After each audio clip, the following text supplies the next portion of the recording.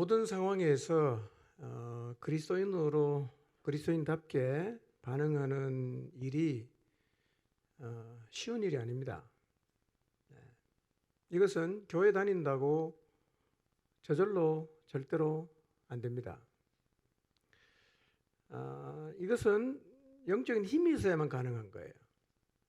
이렇게 모든 상황에서 하나님의 사람답게 반응하는 삶을 일컬어서 온전한 삶이라고 말합니다. 하나님의 기대는 우리 모두가 평생을 하나님 앞에 온전하게 사는 것일 겁니다. 그런데 안타깝게도 그렇게 하나님의 기대에 부응해서 평생을 하나님 앞에 온전하게 살았던 사람은 거의 손가락에 꼽을 정도입니다. 만만치 않다는 얘기죠. 세상 속에서 그리스도인으로 산다는 게 만만치 않습니다. 큰 소리 친다고 되는 거 아니에요. 여기서 날마다 주님과의 깊은 관계에 머물지 않는 한 그 누구도 그렇게 살 수가 없습니다. 35년을 온전하게 살았던 아사왕 36년째 실수합니다. 생각해 보세요. 35년을 온전하게 살았는데, 영적인 힘을 가지고 하나님의 사람답게 살았는데 왜 36년째 온전하게 살지를 못했을까요? 추측할 수 있는 이유가 뭘까요? 왜 35년을 그렇게 잘 살다가 36년째 그렇게 못 살았을까요?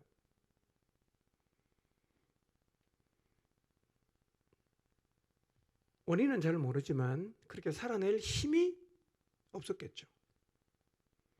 전적으로 하나님을 의지할 수 있는 믿음이 없었을 거예요. 왜 우리가 영적인 힘이 떨어집니까? 하나님과의 관계가 깨지면 누구나도 할 것 없이 영적인 힘은 떨어지게 돼 있고, 그 힘이 떨어지면 우리 앞에 놓인 상황 앞에 하나님의 사람답게 반응하기가 굉장히 힘겨워집니다. 안 돼요. 그래서 여러분, 예수님 믿는 게요, 이게 산보 나와서 그냥 산책하듯이 설렁설렁 가서는 절대로 온전하게 못 삽니다. 쉽지 않아요.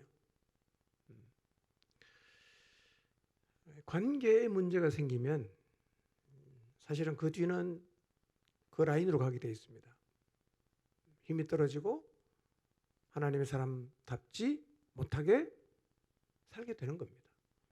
관계가 깨졌는데 힘이 펄펄 솟아나서 하나님의 사람답게 반응하는 일은 절대로 안 일어납니다. 그런 일은 없어요. 그러니까 우리가 하나님과의 날마다의 관계 속에 사는 것이 얼마나 중요한 일인가를 우리가 마음에 새겨야 되고요. 특히 이제 설 명절은 하나님과의 관계에 문제가 생기기가 쉬운 때, 생길 가능성이 굉장히 높은 때가 설 명절이에요. 각별히 유의해서 하나님과의 관계가 깨지지 않도록 노력하시기를 바랍니다. 오히려 가족들이 모인 가운데에서 여러분이 하나님의 사람답게 좀 반응하셔서 그들에게 선한 영향을 끼치고 돌아오게 되시기를 바랍니다. 설교 제목 한번 읽어보겠습니다. 시작. 자, 오늘 낮 시간 말씀을 기억하면서 이 설교의 제목이 의미하는 바가 무엇인가를 한번 생각해 보시기를 바랍니다. 영향을 받는 자로 사는가, 영향을 주는 자로 사는가. 이것은 나는 영향을 받고 산다, 너는 영향을 주고 사는구나, 이렇게 끝나는 문제가 아닙니다. 굉장히 많은 그 내용들을 이 두 가지의 삶 가운데 포함이 되어 있어요. 그러니까 우리 모두가 영향을 받아야 되지만 영향을 받기만 하다가 신앙생활을 끝내면 안 된다는 거예요. 영향을 줘야 됩니다. 영향을 준다는 것은 다른 사람에게도 유익이 될 수 있겠지만 사실은 영향을 주는 본인이 제일 하나님의 복을 많이 받는 거예요. 영향을 받기만 하는 삶의 문제, 첫 번째, 영향을 받는 삶의 첫 번째 문제가 뭐냐면, 내게 영향을 주던 사람이 사라지면 변질됩니다. 그게 요아스의 삶이고 그것이 오시아의 삶이었어요. 여러분, 요아스하고 요시아 계속 헷갈리죠? 요시아는 거의 뭐 유다의 마지막 왕 비슷한, 정말 대대적으로 하나님 말씀대로 이스라엘을 회복시킨 왕이었는데, 괜히 이해할 수 없는데 바로누고가 갈그미스로 가는데 끼어들었다가 정말 죽어버렸어요. 옛날 그 역대하 큐티하다가 다들 우리가 요시아가 죽은 것 때문에 힘들어했죠. 이분이 왜 돌아가시냐 이해할 수가 없다. 그게 요시아고요. 그 다음에 오늘 우리가 봤던 여호야다의 영향을 받았던 사람은 요아스입니다. 요아스. 여러분, 요아스가 참 여호야다가 있을 때는 성실했지 않았습니까? 근데 갑자기 변질됩니다. 그러니까 요아스는 여호야다의 영향을 받을 때 굉장히 성실하게 하나님을 섬기는 듯 보였지만 그 내면 안에 하나님을 섬겨야 된다는 확신은 없었던 것 같아요. 없었어요. 그러다 보니까 여호야다가 죽으니까 그에게 받던 영향을 이제 딴 데서 받는 거예요. 누굽니까?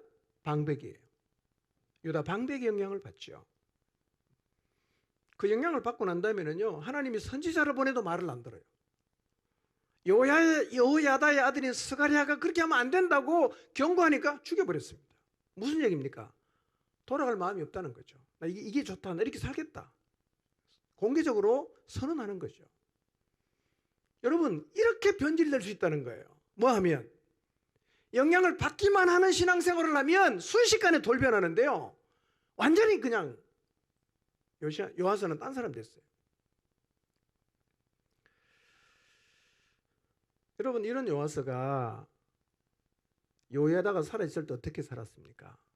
성전 다 보수하잖아요. 매일 제사를 꼬박꼬박 하나님 앞에 드렸어요. 이게 무슨 말인가? 우리의 내면 속에 하나님을 꼭 섬겨야 된다는 확신이 없어도 당분간은 내게 영향을 주는 사람이 있으면 신앙의 외형을 유지하는 게 가능하다는 겁니다. 그러니까 지금 내가 신앙의 외형을 유지한다고 신앙이 있다고 착각하지 마시고 내 내면 속에 하나님을 꼭 섬겨야 된다는 확신이 있는 걸 돌아봐야 돼요. 없어도 할 수 있어요. 누구 보니까? 요아스 보니까. 충분히 가능하죠. 분명한 사실은 우리의 삶에 영향을 주는 사람은 언젠가는 우리 곁을 떠납니다. 떠나기 전에 뭘 해야 됩니까? 하나님을 섬겨야 되는 분명한 이유가 내 내면에서 살아나야 됩니다. 그러지 않으면 영향을 주는 사람이 떠나는 순간 나도 같이 떠납니다. 두 번째,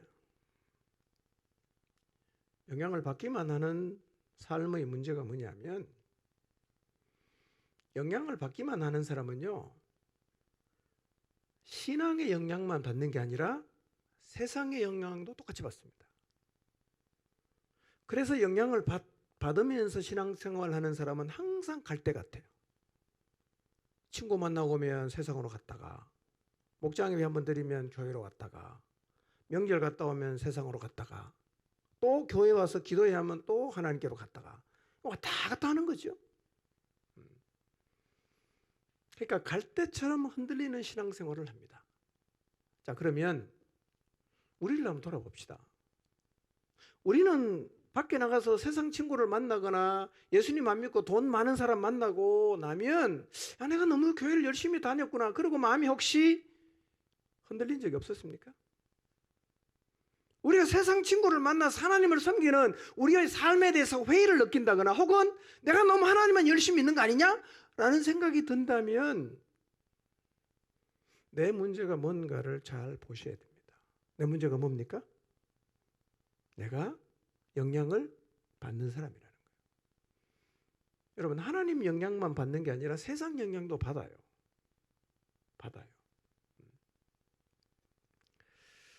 근데 문제는 이런 신앙으로 만족해 하는 사람이 적지 않다는 겁니다. 아니 나만 그런 게 이렇게 할래. 부담 없이 나는 신앙생활 하고 싶다. 뭐 진리 안 붙잡아도 상관없다. 부담 없이 하고 싶다. 그냥 종교생활만 하고 싶다. 이런 생각을 아예 갖고 있는 사람이 있어요. 안타까운 일입니다. 여러분, 예수님은요 어떻게 믿어야 되느냐면 하나님이 말씀한 그대로 우리가 하려고 노력해야 됩니다. 말씀은 그냥 해야 돼요. 자꾸 빠져먹거나 빼놓거나 대충 하거나 이러시면 안 됩니다. 그게 이익인 것처럼 보일 수 있지만 주님 앞에 가보세요. 그렇게 살면 안 돼요. 하나님 말씀대로 살아야 돼요. 그러니까 적당하게 대충 부담 없이 힘 안 들이고 종교생활을 하려고 하면 평생 여기 영향받고 저기 영향받고 갈 때처럼 이래 갔다가 저래 갔다가 흔들리는 신앙생활을 할 수밖에 없습니다. 그게 뭐가 문제냐? 라고 혹시 반문하신다면 영혼을 잃어버리는 겁니다. 영혼을 잃어버리는 거예요. 여러분, 우리가 죽으면 끝납니까? 우리의 삶이 주님 앞에 가면 주님이 다 상 주지 않습니까? 상을 준다는 얘기는 무슨 의미입니까? 판단을 한다는 얘기죠. 아무나 상 줍니까? 심사를 하잖아. 점수를 매겨서 상 주지 않습니까? 하나님 우리에게 상을 준다는 말은 우리가 이 땅에서 어떻게 살았는가를 주님이 다 심사를 하신다는 얘기입니다. 그리고 상을 주겠죠. 근데 갈대처럼 흔들리는 삶, 여기 영향받고 저기 영향받고 계속 왔다 갔다 하는 그런 신앙생활을 하면 여러분 주님 앞에 가서 무슨 상을 받겠어요? 자, 그런데 영향을 받는 게 무조건 나쁜 건 아니에요. 오히려 신앙생활을 시작할 때는 영향을 받아야 됩니다. 받아야 돼요. 특히 신앙생활은요, 선한 영향을 받고 그것을 모방하면서 시작이 되는 거예요. 못 모르고 따라할 수도 있어요. 그러나 어느 순간 직면하면 그게 내게 되는 거죠. 그래서 내 신앙이 된단 말이에요. 그런 과정이 다 필요합니다. 그러니까 여러분, 선한 것은 많이 모방하십시오. 여러분 곁에서 정말 하나님의 사람답게 잘 살고 있는 사람을 보면 따라하십시오. 좋은 겁니다.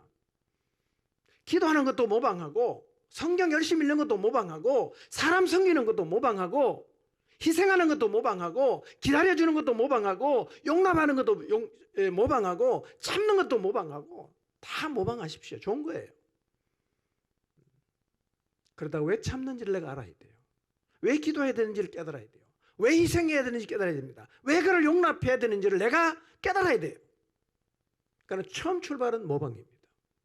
괜찮습니다. 모방해도. 여러분, 그래서 그 교회 안에서요 선한 영향을 많이 받으시기 바랍니다. 받아야 됩니다. 예. 혹시 여러분의 목자를 바라볼 때 목자는 이것도 못하고 저것도 못하고 그래서 목자의 부족한 점 한두 가지를 말하면서 나는 저 사람 영향 안 받고 싶어 이렇게 말하면 안 됩니다. 그거 교만한 겁니다. 그거요. 교만한 거예요. 왜냐하면 하나님이 그 사람을 세웠단 말이에요. 믿어야 됩니다. 아멘입니까? 하나님이 세웠습니다. 예. 그리고 한두 가지가 부족하다고 나는 저 사람에게 영향을 안 받고 싶다. 이거는요 굉장히 시각 자체가 부정적인 거예요. 그러시면 안 돼요. 신앙 안 자랍니다. 하나님 우리 부족한 거 알지요? 뭐 그래서 하나님 다 쓰십니다. 여러분 완벽한 인간이 세상에 있나요? 성경에도 별로 없습니다. 다윗이 하나님 마음에 합했지만요 그거 완벽했습니까? 그렇지 않습니다. 실수 꽤 많이 했어요. 바세바, 인구조사 이런 거 많이 했거든요. 겸손한 자세로 영향을 받는 자리에 서시기를 바랍니다. 예. 그러니까 믿음은 영향을 받는 것으로부터 시작합니다. 근데 거기서 끝내면 안 된다는 거예요. 어디까지 가야 된다? 영향을 주는 자리까지 나가야 되는 거예요. 여기가 끝이에요. 이렇게 살다가 주님 앞에 가야 됩니다. 근데 계속 영향을 받는 것만 하다가 죽어버리면 사실은요 주님 앞에 가면 아무것도 내놓을 게 없어요. 왜냐하면 계속 왔다 갔다 했을 테니까요.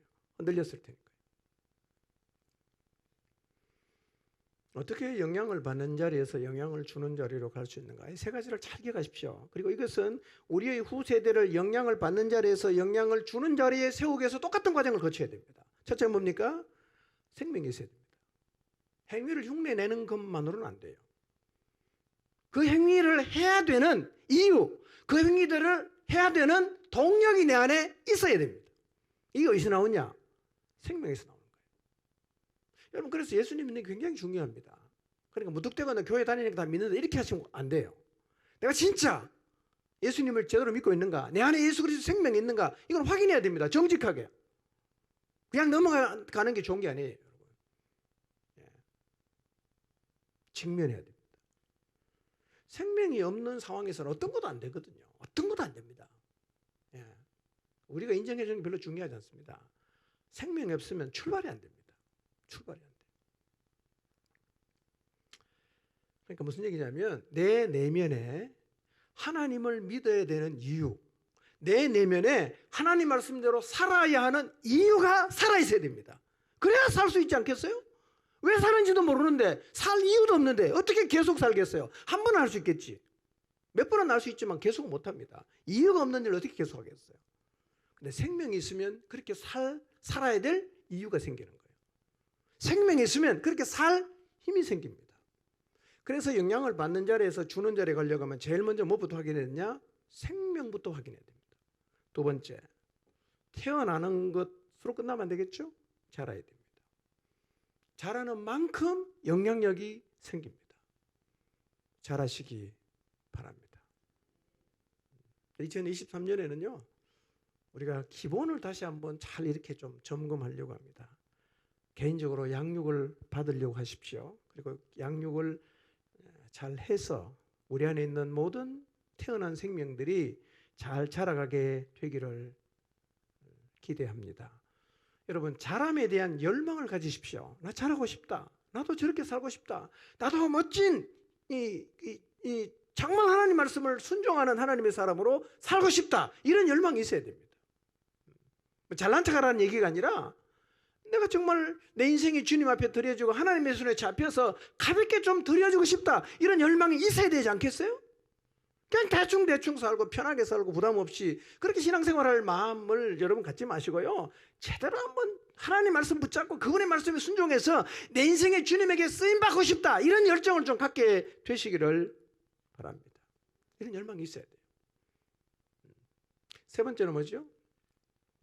배우고 확신하는 자리에 서야 돼요. 사실 이게 굉장히 중요합니다.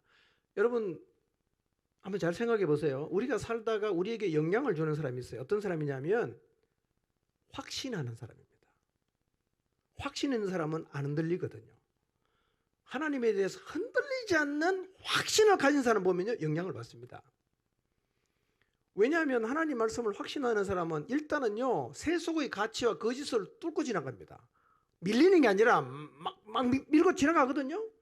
그런 걸 보면 아, 예수님 믿는 거 저런 거구나. 저렇게 살아야 되는가. 영향을 받는 거예요. 그러니까 확신이 있어야 됩니다. 여러분, 진리에 대한 흔들리지 않은 확신이 있어야 됩니다. 확신이 있다면 순종하겠죠. 그게 영향을 주는 겁니다. 예. 우리 모두가 이 자리에 서야 합니다. 그런데 우리가 다른 사람에게 영향을 주는 자리로 가야 되는 이유가 있습니다. 첫째 뭐냐? 영향을 주는 자리로 가면 영향을 안 받습니다. 굉장히 중요한 거예요. 진리에 대한 확신을 가지고 흔들림 없이 나가면요, 이 세상이 나한테 어떤 거짓말을 해도 영향을 안 받습니다. 왜냐하면 진리를 확신하기 때문에. 그래서 확신 있게 걸어가서 다른 사람에게 영향을 미치는 사람은 쉽게 영향을 안 받습니다. 잘 안 흔들리고 안 자빠지고 그래요. 여러분, 인생을 어떻게 살아야 되냐? 뭘 위해 살아야 되냐? 확신이 있으십니까? 예수 그리스도를 위해서, 하나님의 나라를 위해서, 주님의 몸인 교회를 위해서 난 산다. 확신이 있어요. 다른 사람이 딴소리 한다. 영향 받습니까? 안 받아요. 우리 모두가 하나님 말씀에 대한 흔들리지 않는 확신을 가지고 그 확신하는 자리에 서면요, 우리가 가는 곳마다 영향을 주는 거예요. 어떤 영향입니까? 하나님 영향을 주는 거예요.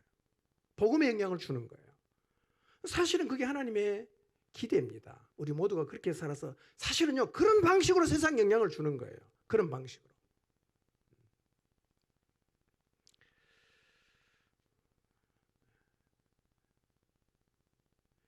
영향을 주는 자리로 가서 영향을 받지 않는 하나님의 사람으로 서시기를 바랍니다.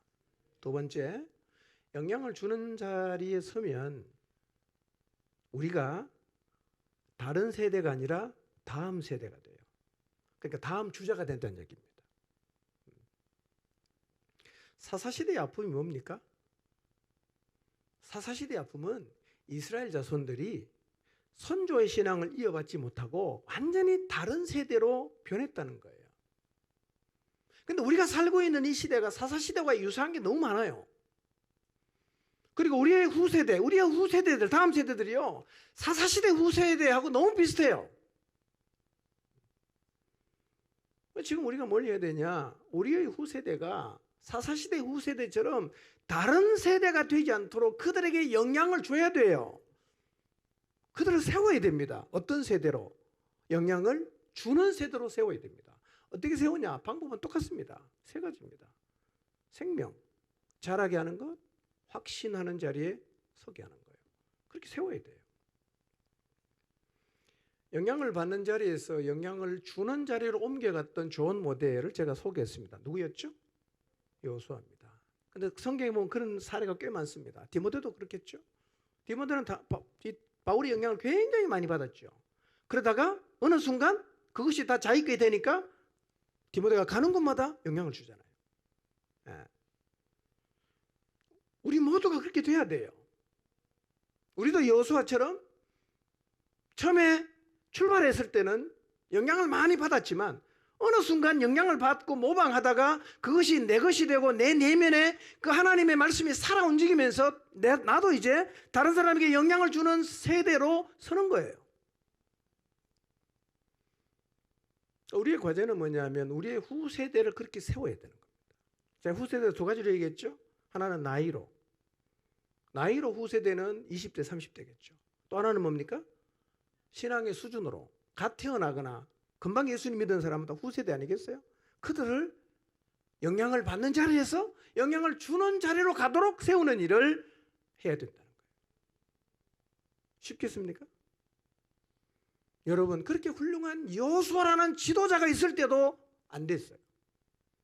쉽게 생각하면 안 된다는 겁니다. 세상 영향이 얼마나 심각합니까? 진리된 확신이 없으면요, 다 날아갑니다.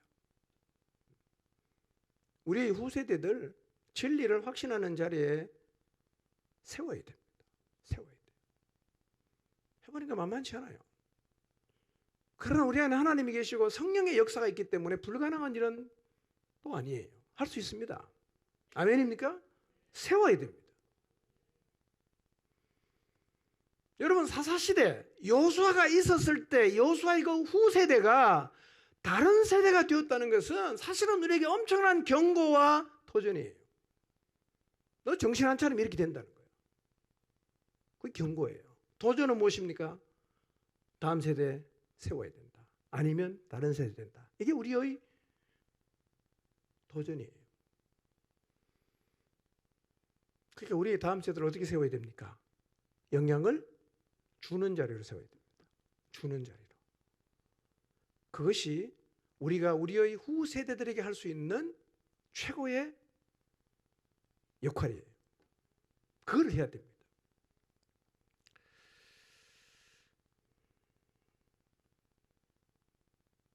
기본적으로 우리 모두가요, 그래도 지금 우리에게 영향을 주는 세대가 있을 때 빨리 자라시기를 바랍니다. 영향을 받고만 살겠다고 하지 마시고 이제는 영향을 주는 자리에 설 수 있도록 하나님 앞에 정직하게 서시고 진리를 붙들고 실험하시고 그리고 진리를 확신하는 자리에 서게 되시기를 바랍니다. 그리고 우리의 후세대도 모두 진리를 확신하고 세상에 영향을 주는 세대로 세워 나가야 합니다. 이것이 우리의 남은 생에, 우리의 삶을 통해서 반드시 이루어내야 되는 아주 중요한 과제입니다. 대를 이어 하나님의 역사가 우리 안에서 이어져 가기를 사모함으로 우리의 후세대들을, 우선은 나부터 해야 되겠지만 우리의 후세대들을 다음 세대로 세우는 일에 우리 모두 삶을 들여 헌신하며 살게 되기를 주님의 이름으로 축원합니다. 기도하겠습니다.